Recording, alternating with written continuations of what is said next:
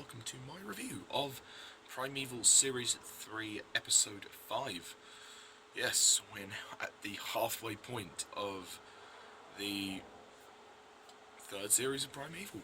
So, the plot of Episode 5 is that this man, this sort of billionaire artist named Sir Richard, there's an anomaly that opens in his flat.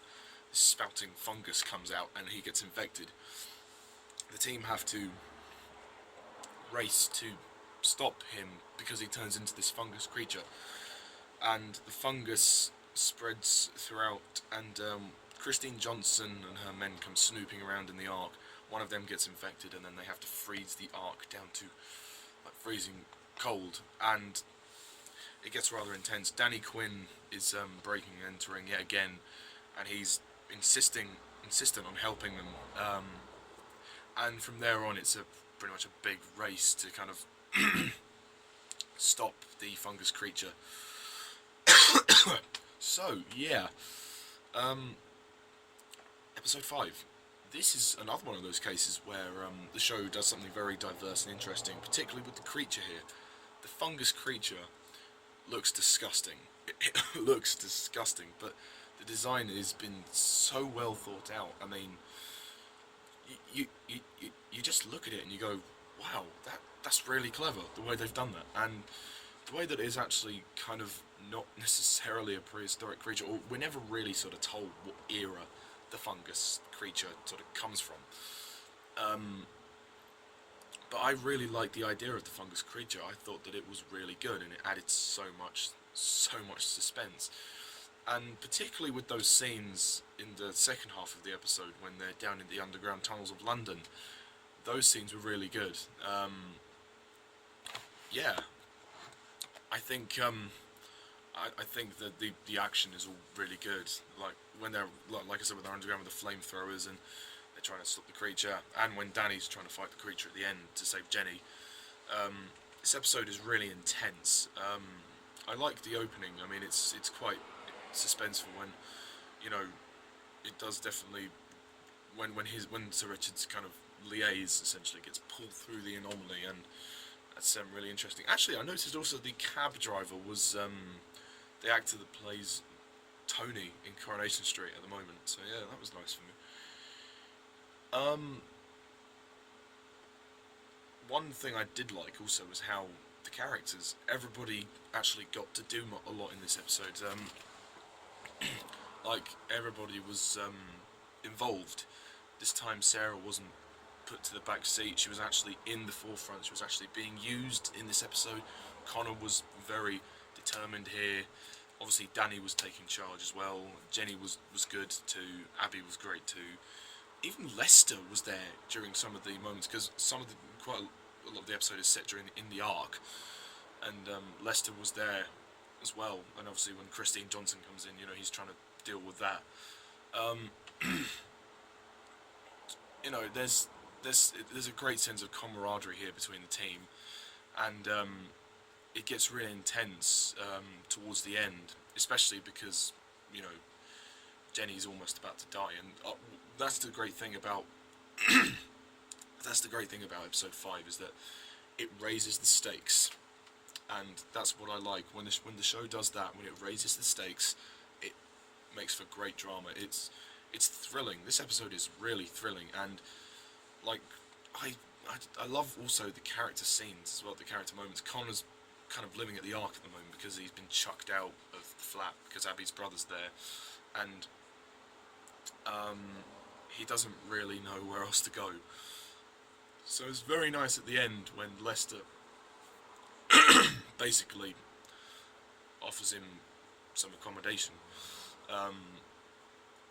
He says, "Oh, I'm going to profoundly regret this," but it actually just shows that Lester is actually, deep down, he's actually quite a nice guy. You know, he does care. You know, he grows to care anyway. I mean, Series 3, you really start to see him taking a different attitude towards some of the team members, especially Connor, because Connor's matured quite a bit. He's very proactive in this episode, which I like. He knows exactly what to do with the fungus. I mean, Sarah's also quite involved as well. She's like, fungi, they like damp environments. Let's you know, turn up the heat, and then let's turn down the heat, let's cool it down, and then the fungus expands and then, you know, bursts.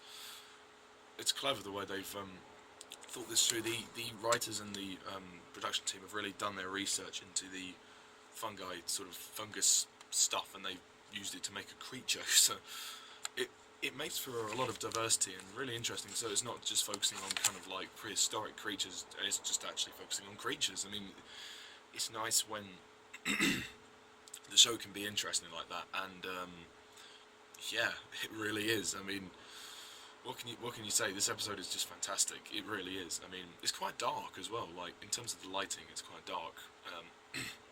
The arc gets cooled down to quite a low temperature. I really like Jason Flemyng as Danny Quinn.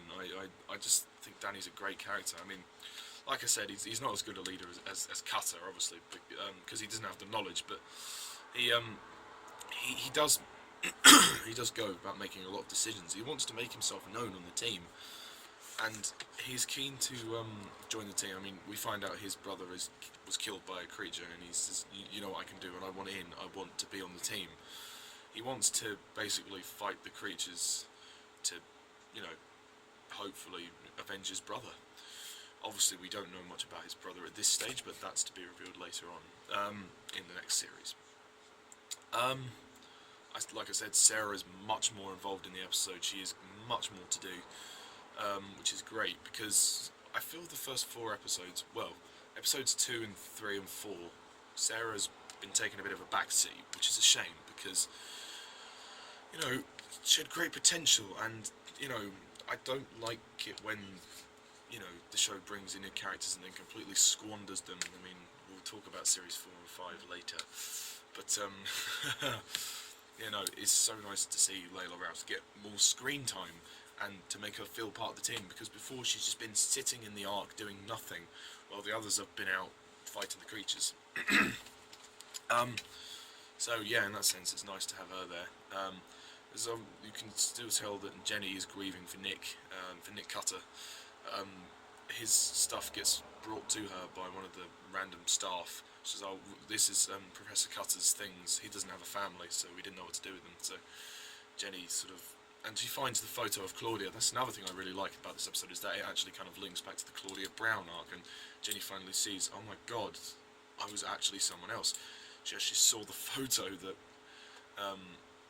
well, the part that was cropped, which has her, well, has Lucy Brown as Claudia in it. And then she's like, oh my god, I used to be someone else. She actually finally starts to realise, oh shit, this is actually kind of scaring me.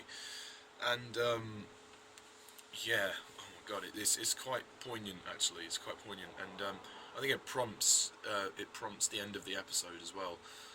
I love the climax. The climax in the arc is brilliant when it gets really intense. You think Jenny's about to die, and then Danny comes in and very heroically and fights the creature with the fire extinguisher.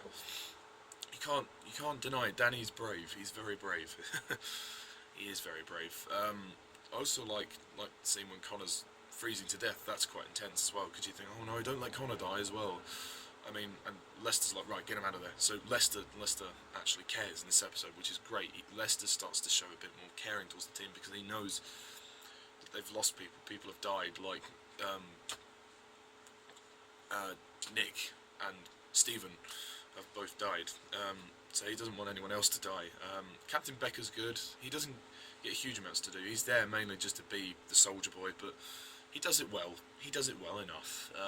There's also the scene at King's Cross is nice. It adds a bit of scope. So like they've gone to quite a big area as well, like location-wise, scope. It delivers. It delivers on that. The soundtrack is great, especially for when Jenny departs at the end. And yeah, that's one of the sad things about this episode, is that it all wraps up after the big, intense, dramatic chase that this episode is. We get a really sort of touching farewell. We say goodbye to Lucy Brown, who has played Claudia and Jenny. Claudia in Series 1 and then Jenny in Series 2 and 3. At the halfway point of the series, we have her exit, and it's actually rather lovely. It's very contained. It's not like her death. She doesn't die, which that would have been really annoying, actually, because only 2 episodes ago Nick died, so you know we don't want to kill off everyone in this series.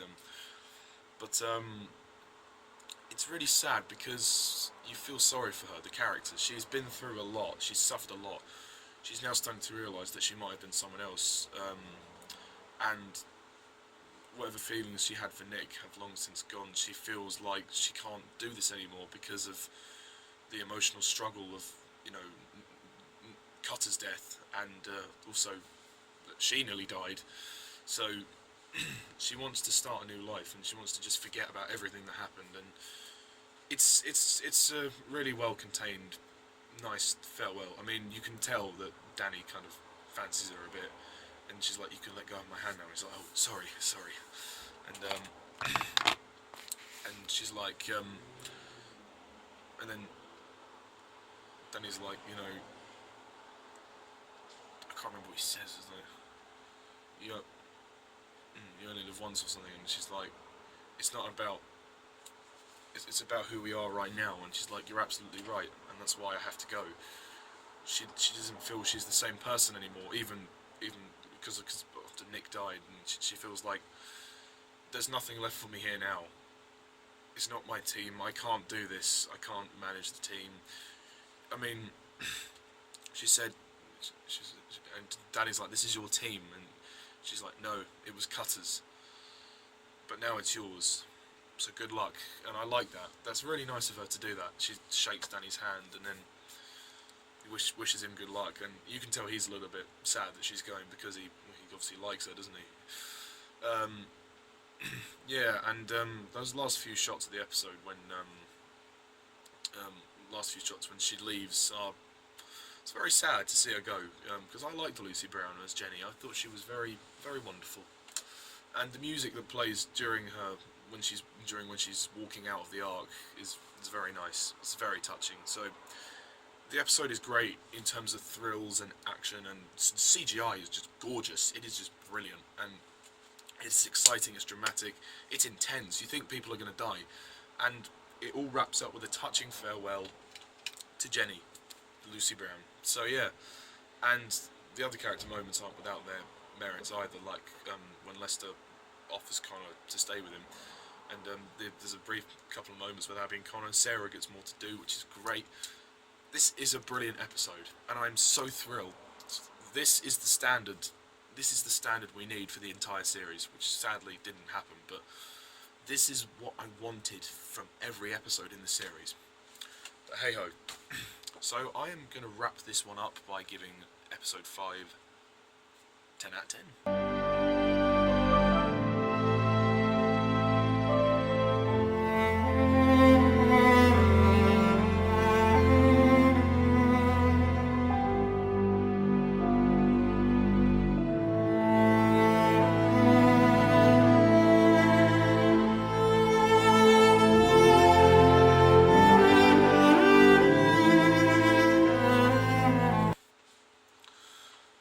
So yeah, that's all I have to say about Series 3, Episode 5. So yeah, tune in next time when I review Episode 6.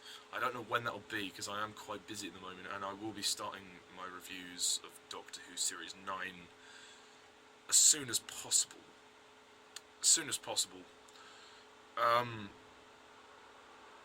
I don't know about two-parters. I'll probably have to watch both of the parts, record them separately, and then just chuck them together in editing. I'm going to review two-parters as one, I think. But yeah, that's all I have to say for now, so thank you all for watching. I'm Mr. Tullis11. See ya.